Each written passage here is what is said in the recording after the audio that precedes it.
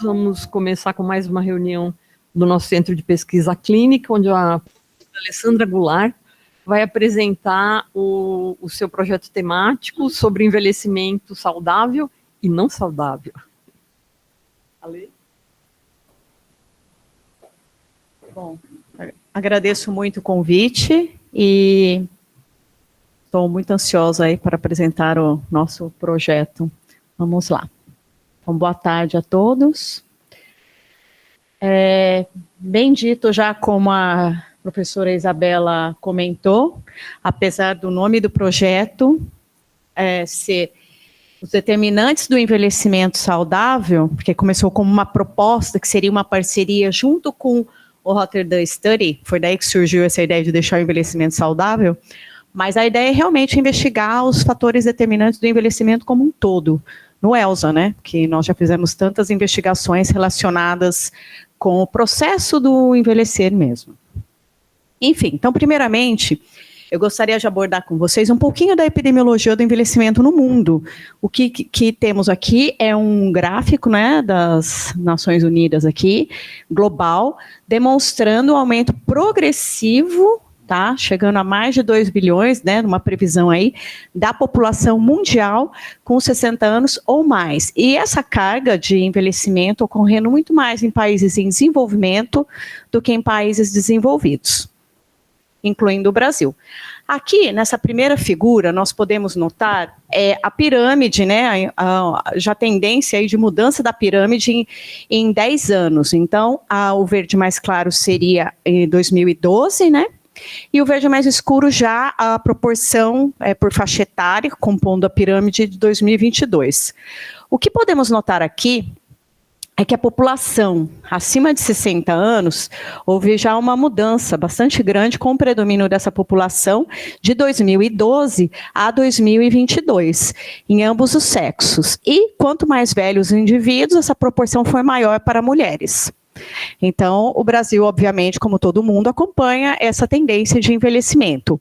Em termos de prevalência, especificamente, segundo os dados da PNAD, né, os contínuos da PNAD também de 2021, 2022, foi demonstrado aí uma prevalência que era de 2012 em torno de 11% para 14% de indivíduos acima de 60 anos. Enfim, o que nós temos desse conhecimento sobre o envelhecimento? Todo mundo espera que vai envelhecer e que o processo de senescência, ele vai ser acompanhado pelo declínio gradual dos sistemas como um todo. Sim, mas, além disso, a gente sabe que tem as experiências de vida e de sabedoria, mas ocorre esse declínio realmente, de fato, gradual das reservas do corpo, incluindo o do cérebro.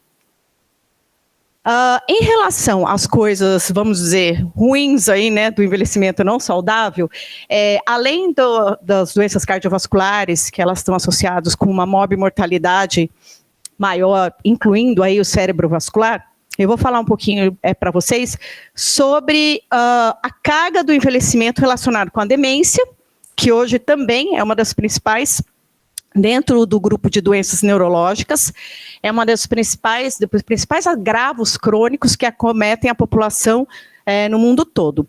Então, estima-se que a demência globalmente em 2019, que foram estimados casos brutos de quase 57 milhões, em torno de 57 milhões de indivíduos com demência, tem uma estimativa aí para subir desses casos aí de 152 milhões para 2050. E mais uma vez, assim como as doenças cardiovasculares, a demência também, segundo os dados do Global Burden of Disease de 2019, ela foi inversamente proporcional relacionada ao nível socioeconômico. Ou seja, países de baixo nível socioeconômico apresentaram uma carga maior de doença. A taxa bruta de mudança de 2019 para 2050 foi estimada em torno de 330%, sem estar padronizada pela idade. Enfim, e no Brasil, né, foi previsto aí um aumento no mesmo período de 206%. Mais relacionado agora aos sintomas mentais, que também afligem muito a população conforme ocorre o envelhecer aí, dados globais, são estimados aí que a sintomatologia depressiva, sintomas depressivos, estejam presentes em indivíduos com 75 anos ou mais, em torno de 17%. E em indivíduos com mais 50 anos, em torno de 19%. Ou seja, se formos comparar essas taxas, o aumento com a idade, ele é muito grande em relação aos sintomas mentais, principalmente em relação à depressão. Por que eu estou frisando isso aqui? Porque esses vão ser focos importantes do nosso estudo relacionado com a cognição e com os sintomas mentais. Enfim, e como que é esse envelhecimento cerebral? Bom, o envelhecimento cerebral ele é altamente heterogêneo. A gente sabe que a reserva cognitiva influenciada pela capacidade física, ela é altamente variável e isso tem um pouco da colaboração do envelhecimento do cérebro.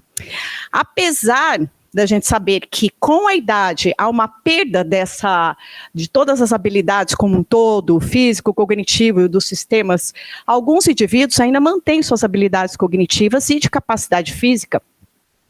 Isso, a um nível notável, acontece nos indivíduos que são caracterizados como superagers, que, por definição da literatura, são indivíduos com mais de 80 anos de idade, mas com uma memória tardia, que é a segunda classificação, aí a definição dos superagers, ela é tão nítida quanto de pessoas saudáveis 20, 30 décadas mais jovens que esses indivíduos. E como que a gente pode definir esse processo de envelhecimento cerebral? Através de várias estruturas do cérebro, como o volume, a densidade cortical, da substância branca, sistema de neurotransmissores, e eles têm um papel essencial, né? A integridade dessas estruturas, assim como a funcionalidade das mesmas, para a neurocognição, para determinar se a pessoa vai ou não desenvolver um prejuízo cognitivo um pouco mais acentuado, ou mesmo evoluir para demência, ou se ela vai começar a apresentar alguns sintomas mentais que também podem estar associados com as estruturas cerebrais. Logicamente, a gente sabe que tem uma interação com o meio ambiente, com a conexão que o indivíduo teve ao longo da vida e o que ele vai manter com o envelhecimento. Então, isso acaba tendo um grande impacto aí na saúde global como um todo. E, de fato, apesar de várias pesquisas no mundo, não está totalmente elucidado o que determinaria essas diferenças individuais no envelhecimento do cérebro. Enfim, aqui, acho que não ficou muito nítido, mas o que eu queria demonstrar para vocês é que, no geral, quando a gente coloca, usando a principal base aí de pesquisa, o Medline, coloca envelhecimento e neuroimagem, temos aqui, observar, que a maioria das pesquisas começaram em torno de 2010, por aí, tinha mais ou menos uns 3 mil artigos relacionando envelhecimento com neuroimagem. Quando nós restringimos envelhecimento, neuroimagem, sintomas psiquiátricos e cognitivos, esse número ele abaixa um pouco mais, para em torno de 2 mil publicações, só para vocês perceberem em termos de magnitude.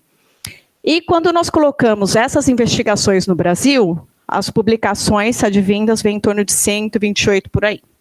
E no ELSA Brasil, o que nós temos? Nós ainda não começamos a trabalhar com neuroimagem, mas os unitermos relacionados com o envelhecimento, como, por exemplo, a cognição no ELSA Brasil, vemos aqui que das publicações, 46 advêm de estudos do ELSA, em torno de. Temos como sarcopenia, nós temos também alguns estudos aqui, resultando em 5, e recentemente, com fragilidade e associação com doenças mentais relacionados com o impacto aí da pandemia, né, Covid. Enfim, então isso justifica aí, né, e dá uma certa robustez no ELSA Brasil para que a gente possa realizar estudos de envelhecimento e agora tentando formar de uma maneira completa aí, né, esse fenótipo associado ao genótipo, tentar definir melhor isso usando uma subamostra do projeto ELSA. Então, as principais questões do projeto é isso, se teria um diferencial entre os indivíduos superagers, os idosos dentro da média de desempenho cognitivo e funcional e os idosos frágeis. Tentar ver se a gente conseguiria definir esses 3 principais fenótipos / genótipos aí. E fazer uma investigação aprofundada especificamente dos superagers, porque a definição atual, como eu disse, ela engloba aspectos mais relacionados com a cognição. Ela não inclui a avaliação do estado mental, aspectos físicos e o perfil de risco para doenças crônicas, principalmente as doenças cardiovasculares. Então, é isso que a gente vai tentar investigar no ELSA. Então, o objetivo geral, só reforçando, seria avaliar as interrelações tanto das estruturas funcionais como estruturais por imagens de ressonância, a ressonância de 3 Tesla, que já é uma ressonância de alta resolução, e numa subamostra do SuperAgers e seus controles de 7 Tesla, que tem uma definição muito melhor em termos de tratos nervosos e algumas estruturas que eu vou mostrar algumas imagens para vocês. E a associação com fatores de risco, doenças cerebrovasculares, cardiovasculares no geral, neurodegenerativa, fatores de riscos cardiovasculares e metabólicos ao longo da vida, sintomas mentais, o desempenho cognitivo, funcional, suporte social e fatores genéticos. Essas são as áreas específicas que nós vamos avaliar através do estudo. Então, a doença de pequenos vasos associada aos fatores de risco, numa subamostra desses indivíduos que vão ter a imagem 7 Tesla também, nós vamos fazer uma avaliação com um robô, uma mão de um robô, que vai avaliar o aprendizado motor dessas pessoas com doenças de pequenos vasos. A ideia é dos assintomáticos, mas que já tenha alguma alteração quando é pedido para que eles desenvolvam alguma habilidade. Aterosclerose subclínica, com informações que nós temos da onda do ELSA, né, somente da onda 1 aí, do espessamento médio intimal de carótida. As informações que nós temos de aterosclerose subclínica de calcificação coronariana, que nós estamos fazendo a terceira onda agora. Informações de depressão vascular, visto que nós temos desde a onda 1 do ELSA, um questionário robusto, que é o CISR, que a gente avalia sintomas mentais e também os diagnósticos psiquiátricos.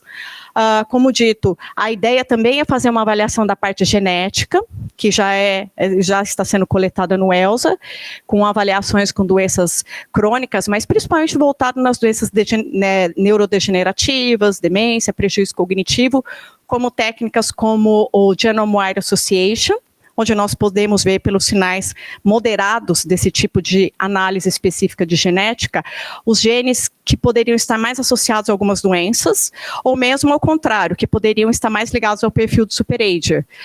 O sequenciamento completo, alguns genes candidatos que nós sabemos que podem ter já da literatura que sabemos, mas aí nós podemos fazer essas associações na população do ELSA, se eles teriam realmente também uma ligação nessa população com o perfil de SuperAgers, por exemplo. Funcionamento cognitivo, que é uma das principais áreas que nós pretendemos investigar, que também temos informações desde a onda 1, da bateria robusta. Vou mostrar uns instrumentos para vocês no slide posterior, tá? Em relação à fragilidade física e cognitiva, também. Além disso, nós vamos ver a evolução das cefaleias, com foco em migrânia, com aura, que nós sabemos que podem estar associados com com áreas de AVC pequenos, principalmente lacunas isquêmicas. E, por fim, desfechos fatais, mortalidade geral específica, né, por doença neurodegenerativa, cardiovascular. E relacionando todas essas áreas com as alterações ou os aspectos que beneficiariam o envelhecimento saudável. Então, avaliando espessura cortical, subcortical, as alterações vasculares e perivasculares, como a hiperintensidade de substância branca, os microsangramentos, infartos lacunares, próprias áreas de AVC também. Avaliação de conectividade estrutural, que ela é feita, que dá para ver os tratos, né, as fibras nervosas na área de substância branca, por uma técnica que chama de tensor de difusão, que é o DTI em inglês. Áreas de conectividade funcional, que nós chamamos na ressonância de resting state, que é do estado em repouso. Então, a nossa ideia é avaliar, através dessas principais análises, todas essas áreas, né?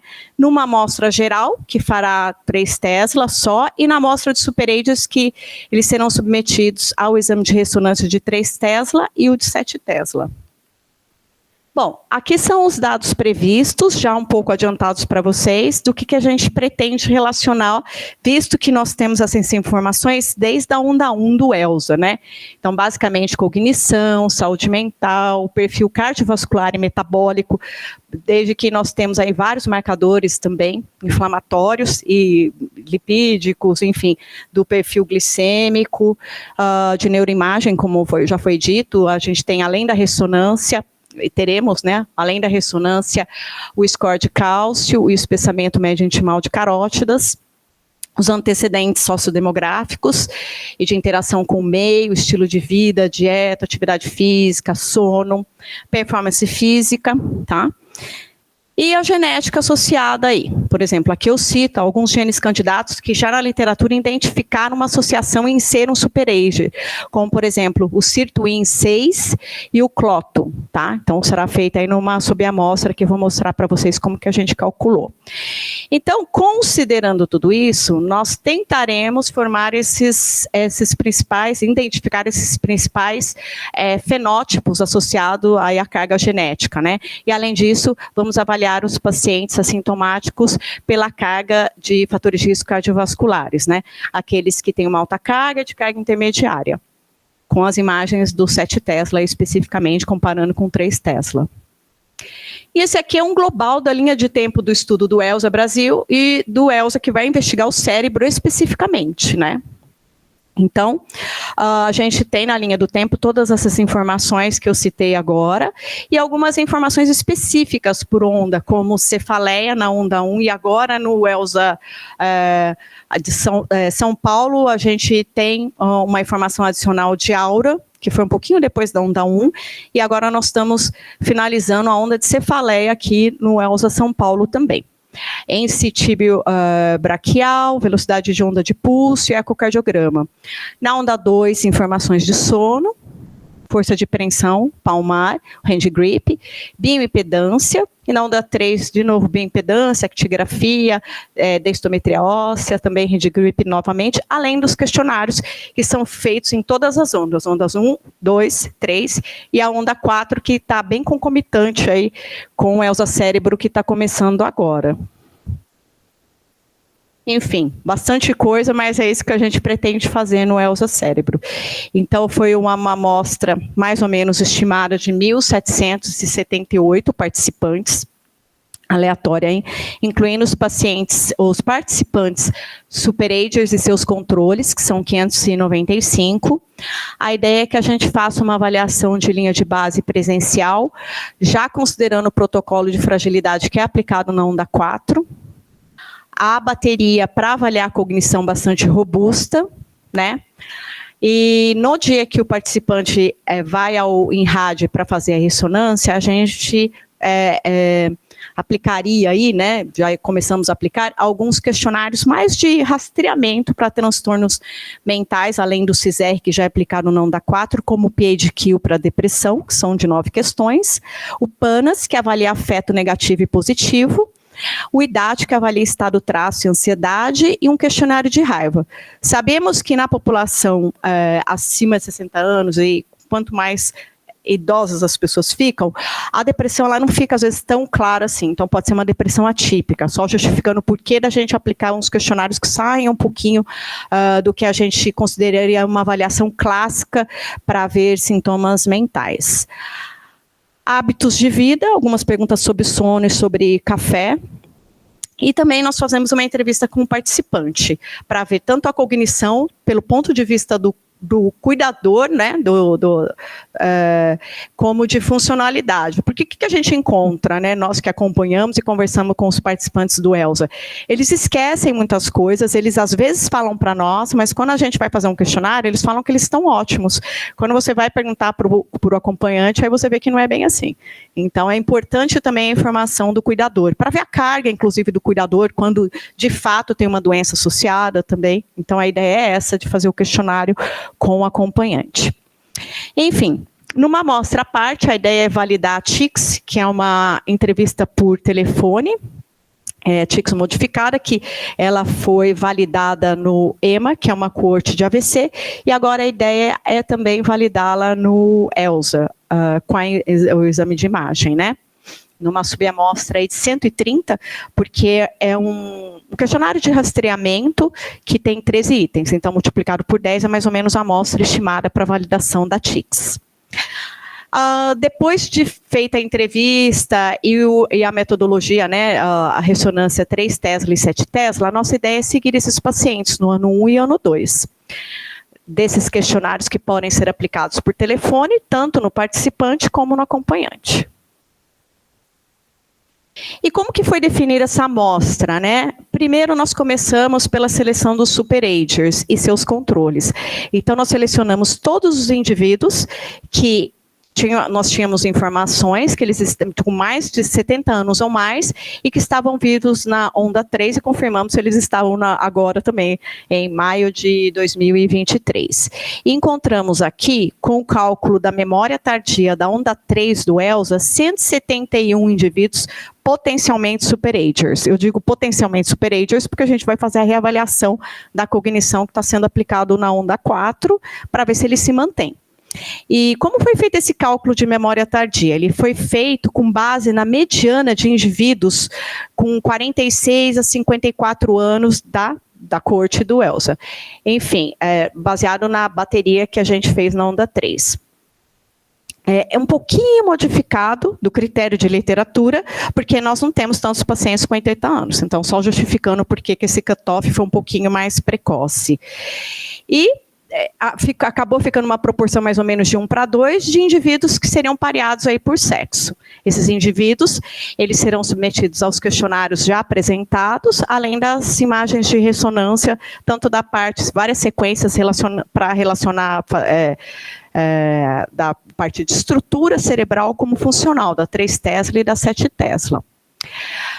Tirando esses indivíduos acima de 70 anos, a gente considerou esses indivíduos que estavam vivos, aqui só atualizando em maio de 2023, e fizemos uma amostra aí, calculamos o Z-score da bateria predita do ELSA, desses indivíduos e randomizamos 1.283 pacientes, considerando aí todos os indivíduos que tinham um Z-score maior ou igual a 1, menor ou igual a 1, incluímos todos, depois os da faixa intermediária, como se fossem os controles dessas faixas das pontas, né? O maior ou igual a 1 e o menor igual a -1, para termos aí uma representatividade da amostra. Essa regressão que foi feita em cima do esse Z-score predito, ele considerou a idade, o sexo e a escolaridade.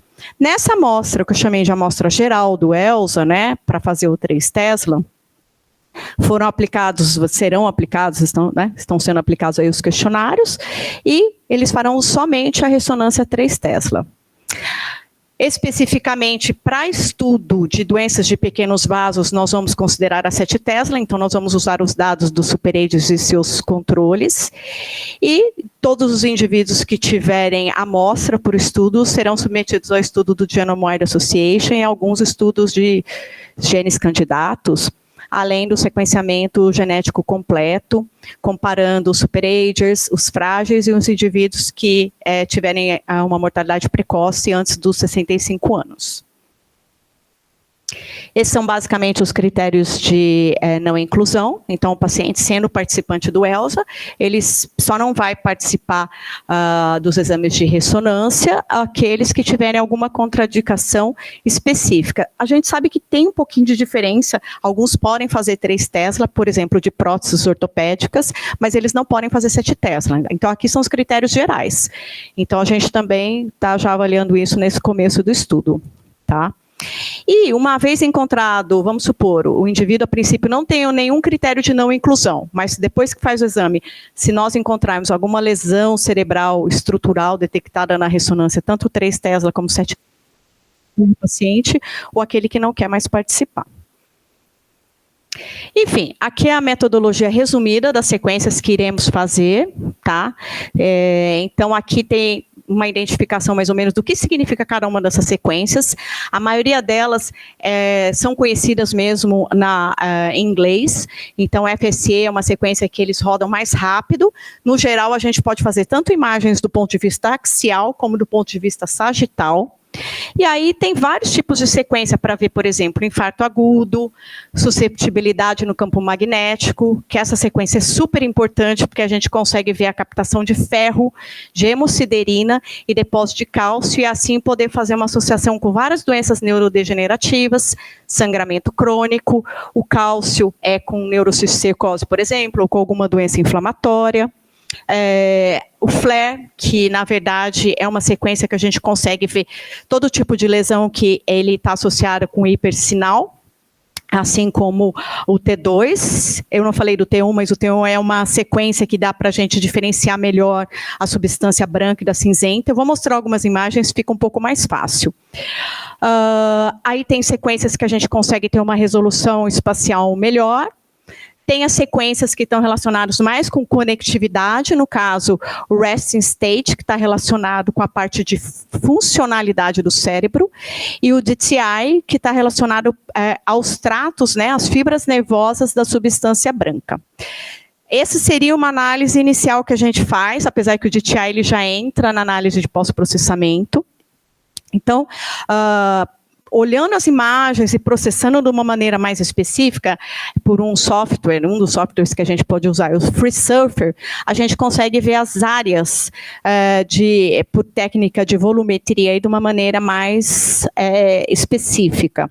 Além das análises de conectividade, que são consideradas também análises de processamento, né? Como eu falei, a estrutural seria pelo DTI, que a gente vai fazer no estudo, e a funcional é pelo resting state. Na ressonância 7 Tesla, nós vamos fazer basicamente as mesmas sequências com alguns diferenciais, porque a ressonância, o campo magnético, ele é viciado, né? Você consegue ver um pouquinho, tem o campo magnético maior, você consegue ver em alguns detalhes, por exemplo, a diferenciação da córtex em algumas áreas, mas ele também tem mais artefato de imagem em algumas áreas. Eu vou mostrar para vocês aqui. Enfim, aqui são imagens estruturais pela sequência de T1, que a gente consegue ver melhor a diferenciação da substância cinzenta com a substância branca. Aqui, acho que pela luz não dá para ver muito bem, mas na ressonância 7 Tesla, no geral, a gente consegue ver uma maior diferenciação da substância branca com a substância cinzenta. Então, tanto análises de conectividade como de diferenciação de substância branca e cinzenta, que, por exemplo, nos superagers, eles têm uma cortical mais espessa do que indivíduos normais, ou mesmo aqueles que têm doença de pequenos vasos. Então, a gente consegue ver melhor pela 7 Tesla. Aqui é um caso até esqueci de falar antes, mas é um caso de uma mulher que tem em torno de 70 anos, que foi uma das primeiras voluntárias aí que fez tanto a 3 Tesla como a 7 Tesla, que mostra aqui um pouco de atrofia cortical, principalmente na região frontal, mas a ideia aqui é que a gente viu a mesmo achado em relação à atrofia, mas a diferenciação da cortical, né, da substância cinzenta e branca, ficou bem melhor na 7 Tesla. Aqui é uma outra sequência volumétrica também de T1, onde a gente consegue ver aqui a lacuna isquêmica no núcleo caudado, né, pelos dois métodos, pelas duas imagens, tanto da 3 Tesla como da 7 Tesla, só que aqui está bem mais nítido, e a gente consegue, inclusive, anatomicamente, definir melhor aí o núcleo caudado. Aqui são os espaços perivasculares, onde as setas estão apontando, na 3 Tesla e na 7 Tesla, e aí o que a gente observa é que na sequência aqui também volumétrica de T1, que os espaços perivasculares, que já são um preditor de doença de pequenos vasos, eles são melhores, não que não dá para ver na 3 Tesla, mas eles são melhores visualizados aqui na 7 Tesla.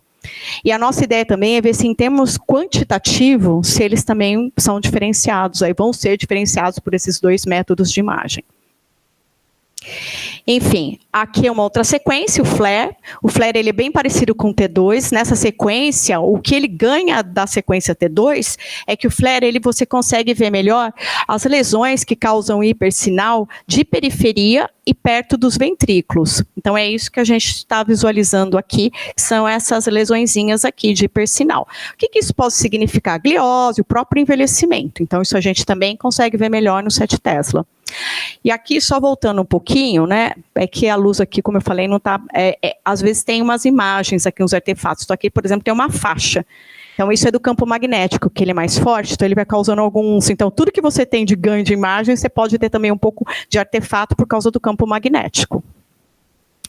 Enfim, aqui é essa outra sequência, que é SWI, que é para observar aqui alguns pontos específicos de ferro, hemosiderina ou cálcio. E na sequência de fase eu defino o que seria esse pontinho, que pode ser uma dessas 3 possibilidades, que no caso aqui foi detectado como hemosiderina. Essas são as primeiras imagens de conectividade que a gente vai ver primeiro na 3 Tesla, nos participantes do ELSA Brasil, tá? Onde nós observamos aqui a parte em vermelho, que seria do corpo caloso, os feixes em direção anteroposterior, que são marcados em verde, os feixes de direção crânio-caudal, que são marcados em azul, e os lateral, que são marcados em vermelho, tá? Essa é 3 Tesla, então marquem bem isso daí, a gente vai ver aqui, ó. Então essa é uma outra parte num plano coronal, comparando essa sequência de conectividade estrutural, que é o DTI, que vê os tratos, na 3 Tesla e na 7 Tesla. Vejam, é a mesma imagem, só que vendo em 2 máquinas diferentes, como a gente consegue ver essa parte de conectividade de tratos bem melhor aqui seria o símbolo, né, o giro do símbolo, na 7 Tesla, comparativamente, ele fica até mais denso, né? Comparativamente a 3 Tesla. Então, esses são os ganhos que a gente pode ter com esse tipo de imagem, né? De maior definição. E, por último, essas são as imagens que ainda nós não processamos, que são de conectividade funcional. Elas são feitas através de uma sequência que chama resting state, como eu falei, que é o estado de repouso. Então, o indivíduo, ele deita na máquina, não é pedido para ele fazer nenhuma tarefa, totalmente em repouso, o cérebro não está. Até porque ele começa a escutar o tac-tac da máquina, então o cérebro, ele sente esse estímulo. Então, a gente consegue captar esses estímulos de funcionalidade nessas diversas áreas que elas se conectam. Isso é medido por essa imagem de conectividade funcional, e que pode ter a ver com o sistema, né, a rede de conexão da mão, por exemplo, o somatoforme, da área visual, auditiva, das várias conexões que a gente pode ter aqui. Enfim, então esse é um pouquinho aí do estudo que nós já estamos começando, que é um projeto temático FAPESP, né, financiado pela FAPESP, de mais de 4 milhões, e que inclui já a formação como um dos principais objetivos, é a formação de pesquisadores, e alguns estudos que já estão em andamento, por exemplo, o subestudo da cefaleia, que nós pretendemos fazer uma associação com as imagens da ressonância. Então, tem bolsa aí de 2 alunos de iniciação científica, um já começou, um de doutorado, 4 de pós-doutorado, principalmente em neuroimagem, e uma bolsa TT5 para trabalhar com a parte genética. De pós-doutorado também o aluno já começou. Além da formação de pesquisadores, que é um dos nossos objetivos principais, é a disseminação do conhecimento adquirido em publicações científicas e mesmo de técnicas de imagem bem inovadoras que nós estamos colocando no protocolo do ELSA Brasil, nas várias áreas de interesse aí. E a nossa ideia é que todos os dados aqui produzidos, eles façam parte de bancos públicos, tanto nacionais como internacionais, como, por exemplo, o Enigma, que tem uma base de neurogenética muito forte, o START, que é de Alzheimer, e que alguns dos nossos pesquisadores, inclusive, fazem parte também. Criar aí um fluxo de transferência, né, para esses bancos públicos, consórcios, tanto dos dados clínicos e de genética, e uma grata surpresa foi que nós também estamos no desenvolvimento de um protetor auricular e estabilizador de cabeça para que as imagens saiam um pouco melhor, né, no campo magnético aí, para ser usado durante o exame de ressonância. E esse protótipo, ele já está sendo desenvolvido em parceria com o InovaLab, então provavelmente é um produto aí que o ELSA Cérebro vai colaborar. E, por último, a equipe de estudo, né?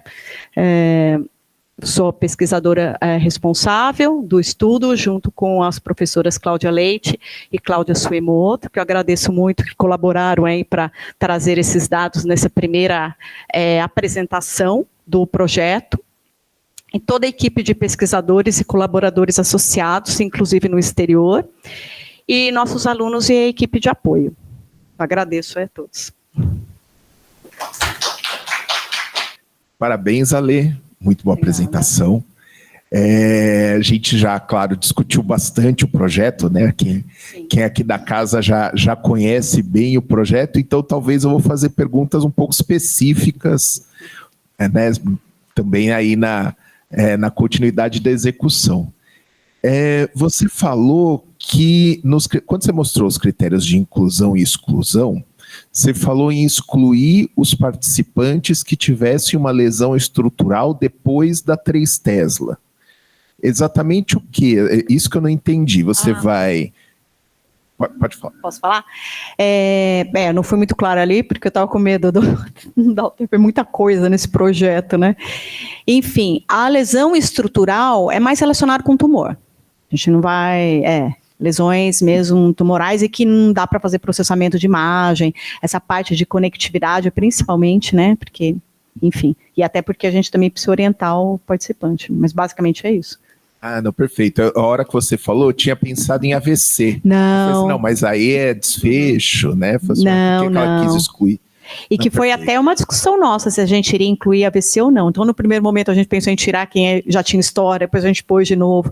Porque, assim, vale mais a pena a gente fazer uma análise de sensibilidade e não excluir esses casos, né? A gente quer ver doença, mas a gente quer ver também o perfil dos assintomáticos, que a gente já começa a identificar muitas pessoas que tiveram, por exemplo, AVC lacunário e não sabiam, e com carga de fatores de risco cardiovasculares alta. Então, assim, já é um alerta para eles, né? E uma coisa que eu pensei, Ale, ele está focado no estudo no super-ager, mas você vai estudar o outro extremo, que é o extremo das pessoas que têm um envelhecimento não tão saudável. Isso. Existe alguma coisa que a gente possa fazer contínua, desde o que junte como uma variável contínua, esses que têm um desempenho ruim e os que têm o desempenho melhor? Quer dizer, alguma coisa que você classifique essas pessoas? Então, já tem na literatura, sim, quem está estudando esses fenótipos, é que eu não entrei em detalhes, mas, assim, muito bem, ótima pergunta aí, porque a ideia é a gente ver no ELSA se teria esse perfil, sim, para a gente poder falar assim, olha, essas são as características que definem esses perfis, fenótipos, e, de preferência, se a gente conseguir acoplar o genótipo. Poucos estudos na literatura conseguem fazer isso, porque não tem tanta informação no mesmo estudo. Mas a ideia é essa, tentar traçar um perfil. É isso que a gente vai investigar. Por exemplo, o score que vai do que desempenha pior ao que desempenha melhor, é uma coisa interessante, né? Isso, exatamente. E eles chamam na literatura de fenótipos, mas pode ser, em termos de score. Não, depois a gente volta. Não é uma sugestão, porque a gente está trabalhando muito com uma coisa bastante específica, bem anatômica, com dados, genética, mas uma das questões que a gente poderia pensar aí no decorrer seria fazer uma avaliação que seria... Tá aí, né, Adri, né?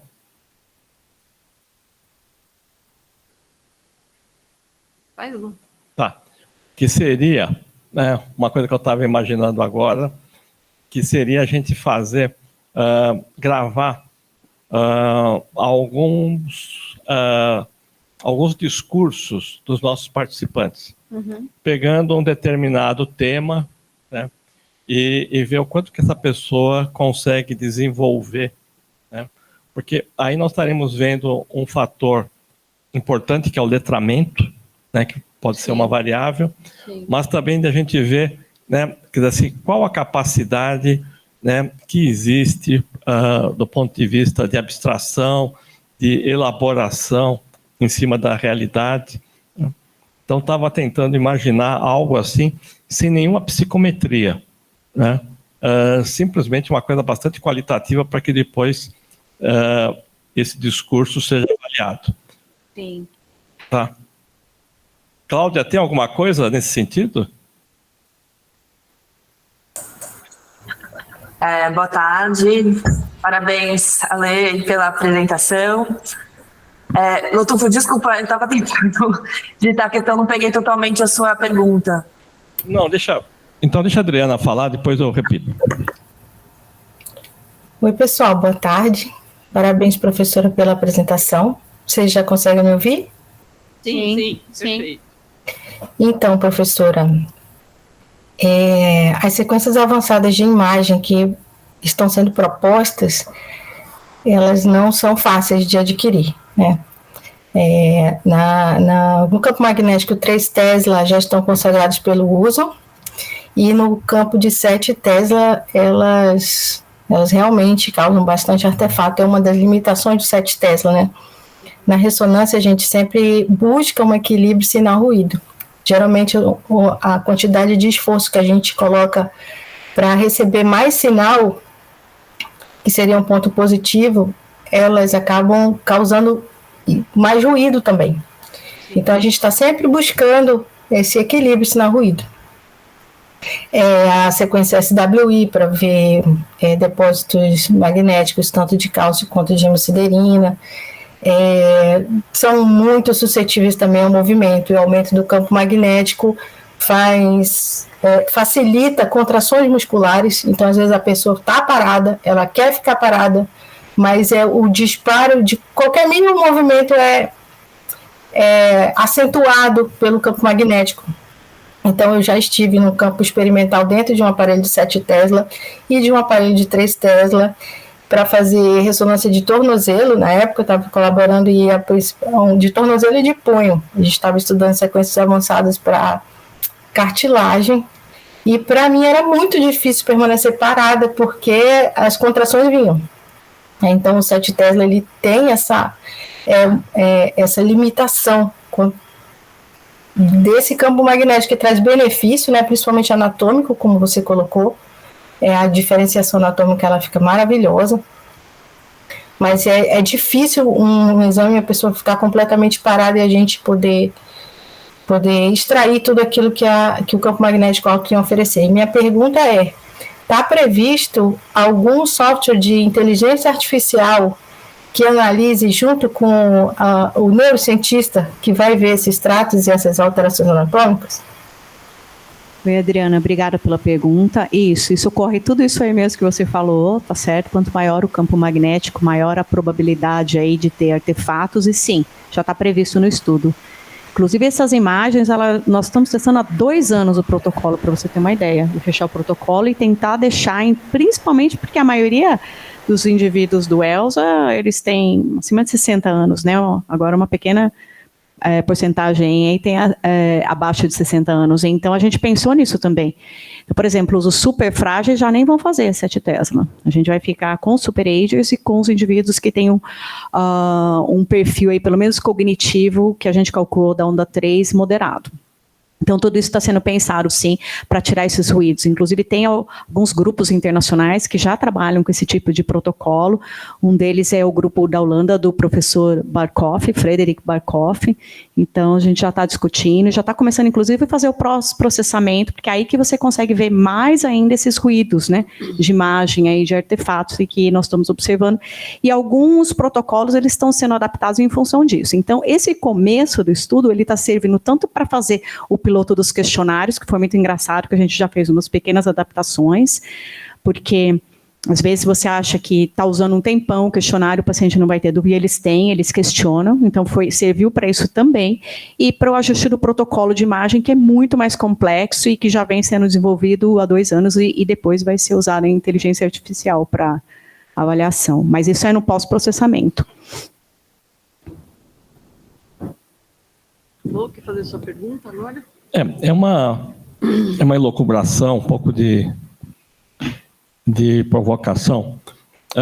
Quer dizer, nós somos uma disciplina de clínica geral que trabalha com semiologia, e a história, a anamnese, ela é, né, a base de tudo, né, para o nosso diagnóstico. E nós estamos trabalhando com essa população né, bem diferenciada, bem controlada, Então, é uma coisa que eu coloco, é um desafio. Se a gente apresentasse a eles, né, uma pergunta, né, ou até um momento de fala livre, né, que essa fala livre fosse gravada, né, e depois a gente pudesse analisar várias questões, né, uma delas o letramento, o repertório, né, mas toda a capacidade associativa que a pessoa vai estar apresentando, né, entre as questões pessoais delas, questões do dia a dia, né, porque isso é uma coisa que me fascina muito. Né? A gente fala muito inteligência artificial, fala em imagem genômica, mas nada conseguiu substituir até agora o diagnóstico clínico. Né? Quer dizer, a clínica médica e também a clínica psicanalítica, elas conseguem ser superiores, né, a toda outra formas de abordagem aí em relação às doenças, né? Então, acho que talvez fosse um momento aí de se tivesse alguém aí, né, que tivesse uma capacidade maior para trabalhar essas questões da linguagem, da expressão, né? Porque precisa ser filmado, porque não é somente a linguagem verbal, mas a não verbal também. Sim. Entendeu, Cláudia? Entendi. Entendeu? Pode falar. Entendi. Então, tem um estudo muito interessante, foi publicado acho que uns 15 anos atrás. Tem um estudo das freiras, chama Nuns Study, e eles acompanharam as freiras, as cartas que as freiras escreviam ao longo dos anos, e foram percebendo exatamente isso, Lotufo. Não foi filmado, mas são cartas. O empobrecimento progressivo da linguagem esteve associado a um maior risco de demência. Né? Então, um estudo longo, com várias cartas, e acompanhou elas por muito tempo. Eu entendi que o ponto seria realmente voltar para a semiologia, etc. Mas o que está acontecendo também muito, sem querer falar em inteligência artificial, mas falando, já existe, inclusive o André Brunoni e o Daniel Fattori têm feito para doenças psiquiátricas, análise de discurso, tem percebido diagnóstico de depressão e esquizofrenia. Eu já andei convidando-os para fazer também para demência, porque eu acho que isso é uma coisa, um caminho sem volta, vai acontecer. Né? E isso é linguagem específica, então tem que ser feito para país específico. Mas você analisar o discurso de uma pessoa está associado com, deve ser possível perceber padrões de declínio cognitivo muito antes da pessoa perceber ou ser percebido pelos familiares. E eu acho que o padrão de queixa, o padrão dos problemas no discurso também deve estar associado a tipos específicos de demência. Então, provavelmente, uma doença de Alzheimer tem um padrão específico de uma demência vascular. Eu já vi alguma coisa para pacientes de língua inglesa, né, americanos, mas a gente deveria fazer aqui também. Essa sua ideia do vídeo é muito boa também, acho que traz mais uma camada de complexidade, né? Mas, por outro lado, eu acho difícil um ser humano captar toda essa riqueza de dados e transcrever. Eu desconheço estudos com imagem, eu conheço só mesmo essas análises das cartas. Complementando aí, a gente fez uma escuta psicológica, uma análise qualitativa no EMA, mas na época não tinha imagem. E acabou não sendo publicado, foi uma das alunas aí de Bolsa Técnica, FAPESP, porque a gente já estava pensando nisso mesmo, né, para ver a qualidade da perda, né, ou quanto que a pessoa que é um super-ager, por exemplo, ela é diferenciada no mesmo tema, no mesmo discurso.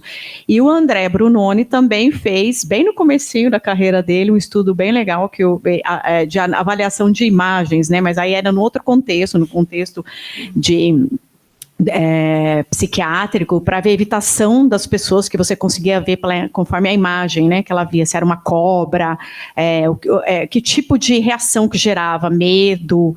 Eu acho bem interessante, de repente, a gente combinar essas duas técnicas de avaliar o discurso dentro de um tema e filmar, eventualmente, a reação do idoso em relação a algumas situações que vão demonstrar medo, evitação, e então a gente já teve essas duas experiências aí no grupo. Mais perguntas, gente? Eu tenho uma que eu coloquei no chat e vou falar. Eu queria saber um pouquinho mais, né? Na verdade, deveria saber, mas não sei. Da parte genética, né? Eu acho que isso é um tópico bastante importante hoje em dia na área. Existem scores poligênicos específicos. Eu queria saber o quanto a gente vai trabalhar com eles. E segundo, convidar novamente para a gente pensar em diferenças raciais. Isso é um tema muito, muito forte em demência. Não tem como ficar fugindo. Eu acho que, claro, acho que existia antes não querer falar sobre desempenho cognitivo, mas agora com lesões, acho que é importante, por exemplo, diferenças de doença cerebrovascular por raça e mesmo Alzheimer. Queria saber um pouquinho mais dessa parte genética, e se vai incluir ou não ancestralidade. Apesar da gente não ter escrito em relação aos scores poligenéticos, né, pode ser feito sim, não tem problema nenhum, né, a amostra está sendo coletada, porque agora a técnica, ela exige uma quantidade um pouco maior de DNA, então o que a gente tinha guardado até então era uma quantidade que não dava em termos de qualidade para poder fazer um bom estudo de Genome-Wide Association e principalmente sequenciamento. Inclusive eu reforço aqui, o ELS inteiro vai ter essas análises, então a gente está aproveitando a situação, essa condição, né, que o estudo de base nos dá para poder criar maiores oportunidades dentro do campo genético. Mas tudo que eu escrevi ali é possível, inclusive os scores. Então, por exemplo, o que é mais conservador e o que a gente já pode trabalhar de cara? Alguns genes candidatos que já se conhecem na literatura. Mas nada exclui todas as possibilidades genéticas. O sequenciamento, a gente pensou a princípio, e foi financiado pela FAPESP, de uma pequena amostra, porque em termos logísticos e de custo é muito caro. Porém, o ELSA também vai desenvolver essa parte do sequenciamento. Então, eu acho que a gente vai crescer muito nisso e tudo é possível, sim. Eu acho que é o seguinte, Cláudia, ancestralidade genética nós já temos. Toda essa amostra tem. Nós sabemos se há predomínio de genes europeus, ameríndios ou africanos. O GWAS está pronto, né? Agora, e como a gente já tinha noção, o mais fácil é colocar na máquina e tirar da máquina. Mas depois a interpretação é o que está pegando. Nós precisamos ter, né, uma quantidade aí de bioinformatas que possam passar a informação que nós queremos. O sequenciamento também está em andamento, né? Nós temos financiamento já de 3.300 e nós vamos chegar aí a quase a totalidade aí até 2025, 2026. Aí vai ser pior ainda, né? Porque nós vamos precisar ainda ter muita gente trabalhando na interpretação desses dados, né? Esse é sempre a questão, né? Agora, quando você fala, a gente pensa muito em genética, mas eu cada vez mais vejo as questões sociais, culturais como sendo predominantes, né, em relação a... E que vive aquela questão da interseccionalidade. A questão, né, nos Estados Unidos tem sempre aquela questão, né, existe o homem branco, a mulher branca, né, o homem negro e a mulher negra, né? E foi quando eles começaram a ver que a mulher negra ela consegue ter mais preconceito por ser mulher, né, do que por ser negra, né? E aí toda a teoria da interseccionalidade começa, né, e isso vai evoluindo. Então, acho que são vários pontos aí que a gente pode trabalhar. Nós já temos essas informações, né? Nós temos gênero, temos discriminação, temos muita informação para a gente pode trabalhar isso daí. Na verdade, o GWAS está pronto. O que precisa aprontar é o banco para poder analisar. Essa que é sempre o limitante nessas questões aí genéticas, né? Você precisa ter os bioinformáticos que vão transformar todos aqueles dados que saem do GWAS num banco que possa ser analisado. Acho que esse é o nosso gargalo e é onde a gente, todo mundo sabe, a FAPESP não consegue dar suporte para essa coisa, justamente os bioinformáticos ganham muito no mercado, então eles não têm interesse em ficar com uma bolsa que é pequena, mesmo a gente, pequena frente ao que eles podem ganhar no mercado, né? No IME, atualmente, o quartanista que vai para o Itaú já paga uma mesada para ele no quarto ano, para ele, quando se formar, ir para o Itaú. Então, assim, é uma área onde a gente tem pouca gente e aonde o Brasil dá pouco recurso para você pagar essa pessoa de uma forma do quanto ela vale no mercado. Então, a gente está sempre limitado em relação a isso. O GWAS já foi passado para o centro de dados há muitos anos, mas a gente ainda não conseguiu colocar num banco, né? Acho que essa é a questão. E o sequenciamento vai ser pior ainda. E, a princípio, só reforçando a questão do sequenciamento, a gente pensou um pouco mais modesto, por quê? Com a ideia de o que o dado gerado no ELS a gente pudesse entrar em banco de colaborações internacionais, porque o sequenciamento você não avalia com uma pequena amostra, né? Mas agora, com essa possibilidade do ELS inteiro, a probabilidade de análise da corte como um todo fica muito melhor, né? Junto com a Onda 4, a gente está coletando os últimos DNAs de pessoas que tinham DNA insuficiente ou que o DNA, depois de tantos anos, era de má qualidade. Então, assim, claro, não vamos conseguir repor dos que morreram e sem colher, mas a gente vai ter um grande número de participantes. O GWAS já tinha 11 mil há um tempo. Então, aí é uma questão de tempo para a gente conseguir fazer essas análises, mas sempre com o gargalo do bioinformata. Tá certo, obrigada. Mais alguma questão, gente? Bom, então eu encerro aqui a nossa apresentação de hoje. Obrigada, Alessandra, por ter vindo, e a todos que estão nos acompanhando, muito obrigado também.